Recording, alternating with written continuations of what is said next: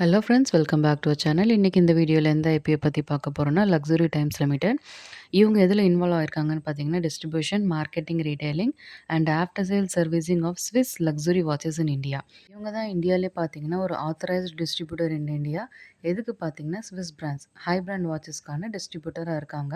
இவங்க ஐபிஓ வந்து என்னைக்கு ஓப்பன் ஆகுதுன்னு பார்த்தீங்கன்னா, 4th டிசம்பர் 2025, க்ளோசஸ் வந்து 8th டிசம்பர், அலாட்மெண்ட் வந்து expected 9th December, tentative listing date வந்து 11th டிசம்பர் நடக்க போகுது.